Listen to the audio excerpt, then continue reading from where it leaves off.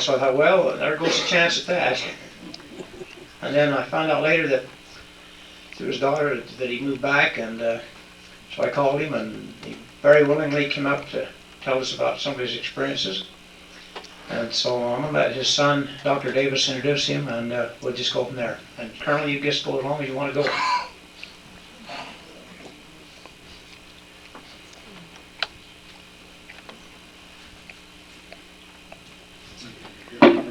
It's kind of interesting for me to be a son and listen to my dad talk at places like this. For the longest time, like a lot of veterans, we could never get him to say anything about his wartime experiences. And now we can't get him to shut up, actually. He actually is a Utah native. He was born here in Roosevelt, Utah.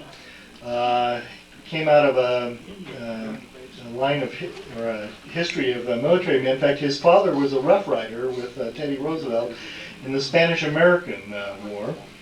And the first time he ever saw a plane, by the way, was in Duchesne, Utah. That was this old mail flight came in. That was the first time as a kid he ever saw a plane. He decided right then and there that's what he was going to want to do. He trained back in the days of the old Stearman PT-13 trainers, and was commissioned a second lieutenant in November 15 of 1940. And in February of 1941, he was sent to Hawaii. And after having only had 17 hours of flight time in fighters, he took a P-36 off the deck of the carrier Enterprise and flew it to Wheeler Field in Hawaii. And it was there in Hawaii that he became known as Cyclone Davis. Nobody knows his real name, which is Emmett. It's Emmett Smith Davis. But everybody in the Air Force and everybody since has always known him as Cyclone. And the reason he was named Cyclone was because of his prowess in these mock aerial dogfights that they used to have as young pilots there in Wheeler Field. One of the guys that was there with him was Gabby Gabreski, who many of you may know was the leading European ace. I think he had 32 confirmed kills in World War II, and I think he got 4 more in Korea. So he was quite a fighter pilot. He wrote they wrote a biography about him, but they had a quote in that book about him that I actually just read a few months ago. And he was telling about how he was there in Hawaii, and that was where he started his career. And he got to be a better dogfight pilot by, challenging all these guys to dogfights. He finally got so he could beat the commander, but he said there was one guy, Cyclone Davis, he could never beat. He said he was in a class by himself. He was, of course, there at Wheeler Wheeler Field when the Japanese attacked Pearl Harbor. He pulled 3 planes out of the fire that day at Wheeler Field, and then outfitted his own plane and flew 3 of the first missions of the war that very day of December 7th. You were flying. What were you flying then, Dad? It was a P-40. P-40B. And then he, 4 days before the Japanese surrendered, he led a bombing mission on the mainland of Japan in Kumamoto. 4 days before the Japanese surrendered, after both of the atomic bombs were dropped. So he flew one of the first missions of the war and one of the last missions of the war. He was there back, front end to back end there. He flew over 267 combat missions. He assumed command of the 8th Fighter Group in the Pacific at the age of 25 with the rank of a major. And this unit became known as Cyclone's Flying Circus. And many of the greatest aces of World War II, particularly in the Pacific Theater, flew under his command. He led the 8th into one of the greatest dogfights in American air history over Cape Gloucester. There were 38 confirmed kills that day.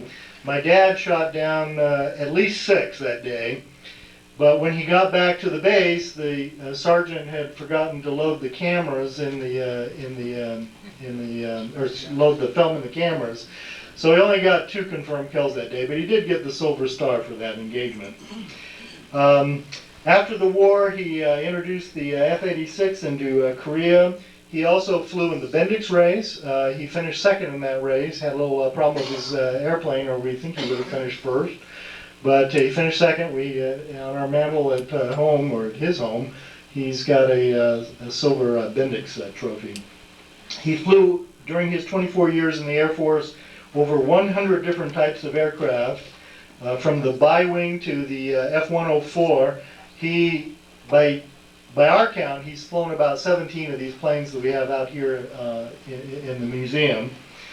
And during his career, he commanded 4 squadrons, 7 groups or wings, 1 air division, and held a number of high-level staff positions. Chuck Horner, who many of you may remember as the commander of the Gulf Air Force, or air component, General Horner was a brand new second lieutenant when my dad was, one of his last commands was the 48th Tactical Fighter Wing in Lakenheath, England. And Chuck Horner, right out of the academy, was assigned there as a second lieutenant. He said it was the sorriest outfit in the Air Force when he got there, but then they sent Cyclone up from, he tells this story, sent Cyclone up from 3rd Air Force. He took command, and within just a few months, they had the highest ORI rating in the, I think, in the Air Force. And he said he did it without ever firing a guy or yelling or raising his voice. My dad was a good fighter pilot, but apparently he was even a better commander. And most of the people that I've talked to that served under his command would attest that. He was awarded the Silver. He had received over 50 decorations in the military in his military career, including the Silver Star, the Legion of Merit, 3 Distinguished Flying Crosses, 4 Air Medals, 3 Commendation Medals, and 3 Presidential Unit Citations. I give you my father, Cyclone Davis.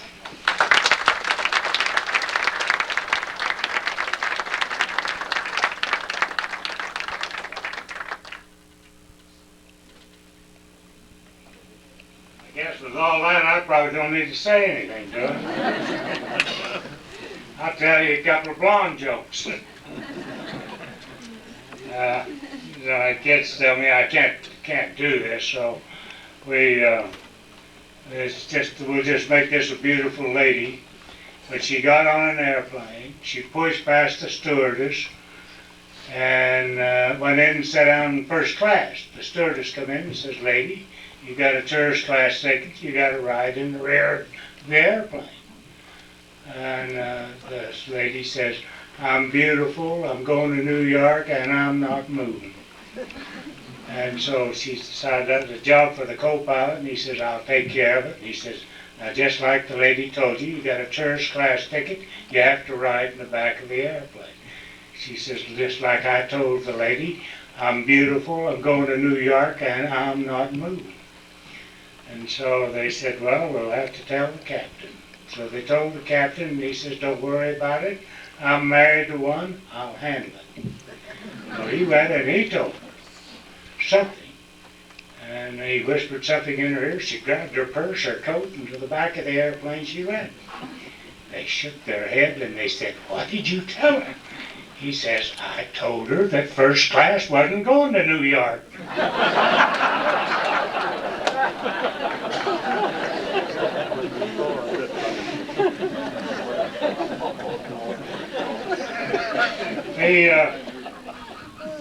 I did have a lot of fun flying airplanes for a number of years, and I thought I'd tell you a few of my war stories. My son almost told you all of them, but I went through flying school. I left Utah in 1939, and in April of 1940 I joined the Army Air Corps and started flying out of Glendale, California in Stearman PT-13s. And You know, we got about 70 hours in that airplane, and they sent us to advanced training in Randolph Field, Texas, and San Antonio, and we flew BT-9s and BT-14s, and we graduated from there after about 70 hours and went to advanced flying school, where we flew BC-1s and AT-6s, all made by North American Aviation. And from there we graduated and were commissioned second lieutenants. And my first assignment in fighters was at Hamilton Field, just outside of San Francisco. We flew P-36s, which is built by Curtiss Wright, and was the forerunner of the P-40 Warhawk. We flew P-40s there too. So those were the first two fighters that happened along. And in February of 1941, why the Army Air Corps decided to send 36 P-36s to Hawaii. So 12 of them came from Selfridge Field, and 14 of us volunteered to take them from Hamilton. We went to San Diego and loaded them on an aircraft carrier, the USS Enterprise. And as my son mentioned, I took a P-36 off from that aircraft carrier. And I must tell you that I had two scariest events in my entire career, and that was one of them. Now you just imagine this: if you're sitting on the end of an aircraft carrier and you got your brakes on and you're running up your engine, you got a flagman out there watching you, and he's giving you the signal, and he's watching that bow. And as the bow goes down, he tells you to go, and full throttle, and down you go, and you're diving into the ocean. And of course, by the time you get there, the bow comes back up, and you're launched into the wild blue yonder. And I'm going to tell you that first 3 or 4 seconds, for when you've never done it before, was pretty scary. And of course, I was there when Pearl Harbor happened. I did have a lot of dogfights with Gabby Gabreski, and after Pearl Harbor, why, it looked like the war was passing us by. And after the Battle of Midway, which happened in early 1942, why then Butch O'Hare, who was a big hero in that battle, as a matter of fact, he won the Medal of Honor. And O'Hare International Airport in Chicago is named after him. He came ashore with Commander Thatch, who really became Chief of Naval Operations later in his career. But they came ashore in Hawaii and got 8 of us Army pilots to replace some of the losses that the Navy had in the Battle of Midway. And so we went to Maui, and they checked us out in the Grumman F-4F Wildcat, which was a nice airplane to fly, and they taught us how to shoot it and how to do field carrier landings, and got us all ready to go aboard the carrier. And the Army changed their mind and said, we're not going to release them. So I didn't become a Navy pilot at that time. But I got a chance to go to New Guinea and join the 5th Air Force, and so they loaded 14 of us in the back of an old Douglas C-47. They have one out here, that twin engines, and it's one of our first early airline transport airplanes. And we had 3 200-gallon tanks along the side of the passenger fuselage, and then that's 14 fighter pilots in the rear. And we flew from, I can show you on the map here, from Hawaii. Let's see, the flying guys have a little trouble. So somewhere in here is Hawaii, and we flew down to Christmas Island, over to Canton, down to the Fijis, to New Caledonia, and then over to Australia. And of course, when we got to Australia, I was assigned to the 8th Fighter Group, which was a group that had left New York, San Francisco, I guess, some 4 or 5 months before that, and had arrived, and they were flying P-39s, and I was assigned to the 35th Squadron of the flying Bel Air Cobras, and we went to New Guinea, and we went right to the southern tip of New Guinea, which is Milne Bay, and we spent the first 4 or 5 months there flying that airplane, but I actually saw no enemy airplanes while I was in the air at that time, and we came back and they sent a lot of the old guys home, and I trained a lot of new pilots, and they made me the squadron commander, and I went back to New Guinea, and they put me at a place called 17 Mile. And New Guinea, let me tell you a little bit about New Guinea, because I expect some of you are not too familiar with that island. It happens to be the second largest island in the world, Greenland being the first. So New Guinea stretches about 1,600 miles long from the southeast to the northwest. And I can show you generally where it is, right in this area here. And so we numbered all the air bases from Port Moresby, which she says I'm overpowering this microphone. Maybe we can get it down here. But that's the trouble with us loudmouth fighter pilots. So anyway, we numbered all the air bases from Port Moresby, which was the big port midway up the Coral Sea from and they were all numbered 3 mile, 4 mile, and I happened to be stationed on 17 Mile. 17 Mile was right next to the Wyagani Swamp. The Wyagani Swamp being a swamp about the size of Ogden, Salt Lake City, and Provo all put together. This valley, and we'd take off and fly across the swamp and on up across the Owen Stanley Mountains into the area of Lae, New Guinea. A lot of you wouldn't know where Lae, New Guinea is, but to give you a historical reference, before the war, Amelia Earhart tried to fly around the world, and she got to Lae, New Guinea, and that was where her last takeoff was from, and then she was never heard from again. She was trying to fly to Truk Island, I think. But anyway, that's the general place we were covering the Army troops up in that area with combat air patrols. That was the Air Force job for fighters, was to provide freedom of movement for the Army guys. The Army guys win the war.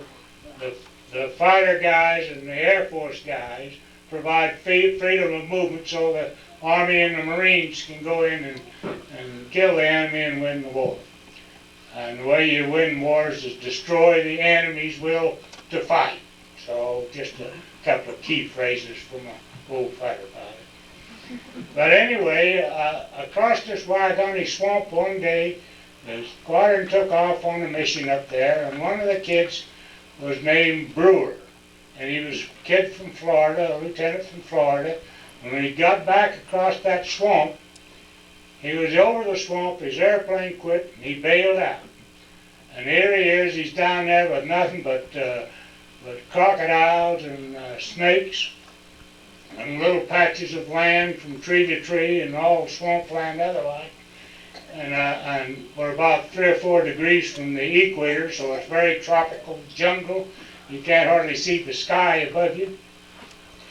And his only orientation was at night. He could see searchlight batteries on the shore on our side of my base's side of the thing. And so he headed in that direction, and we searched for him for 4 days, couldn't find him, and midnight of the night of the 4th day, a knock come on my tent door, and there were 2 airmen that run the searchlight battery, had picked up this kid. He had walked his way out of that swamp, and you talk about a sorry-looking kid. I sent him to Sydney, Australia for rehabilitation, and he was down there for about 2 months. And he came home, and I wanted to send him back to the States, and he says, "No, my dad thinks I'm winning the war over here, and I'm not going home." So we got him back in an airplane, and we sent him on another mission. And blind guys have talking watches. So that's how we keep track of our time. So anyway, he went on this mission, and when he got near the Wyagani Swamp, his airplane got running so rough that he landed at 30 Mile, which was over on the other side of the swamp. And the kids came back, and I was a major, and they said Major Davis, Lieutenant Brewer couldn't make it back, and I had a stripped down P-39 with the radio taken out of the back of the canopy, and I put a little crew chief up in there with his head over my shoulders, Sergeant Sparks, and he and I took off and flew to 30 Mile. And we fiddled around with Brewer's airplane, and then sounded all right, and he decided he'd fly. And because I had no radio, I said, well, you lead, Lieutenant, and I'll fly your wing. And he says, yes, sir, and I'll show you where I bailed out. So we took off, and I was flying along behind him, and he dove down on the jungle, and I was in trail, and he pulled up, and I pulled up, and I said to the sergeant, I said, Sergeant, that's where Lieutenant Brewer bailed out. And he says, yes, sir, I can see his airplane. And I looked down through a hole in the canopy of the jungle, and there was a P-47 with the pilot standing on the wing with his leg waving his arms, and who says prayer doesn't work? I mean, we found that kid by that coincidence. I took a bearing on where he was. We sent the natives in, and they recovered that P-47 pilot, who had gone down that morning, as a matter of fact. Now, from about this time, I decided they got 90 new P-40s in to the theater and 90 new P-39s. But our force structure was 4 squadrons of P-39s and 2 squadrons of P-40s. So, being an old P-40 pilot, I called the general and I said, here's what the situation is. How about letting me change my squadron over to P-40s? He says, good idea. And so I changed over to a P-40N, which is a beautiful airplane, and a book written about it by a fellow by the name of Molesworth there a couple of years ago, called Warhawks in the South Pacific, and he writes about the P-40N.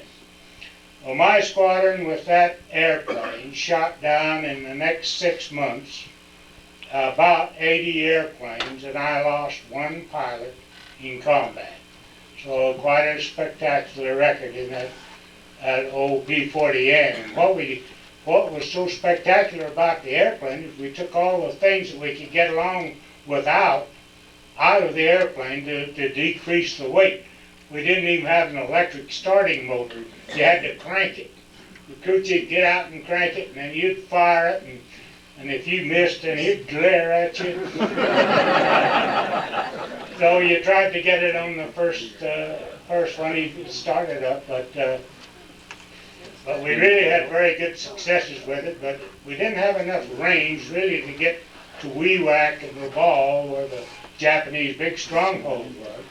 So we sent a bunch of natives and Australian guys in to a place up in a valley on the west side of the old Stanley Mountains, and they cut out a runway, and we put some 55-gallon drums in there, and I flew a squadron of P-40s in there one morning.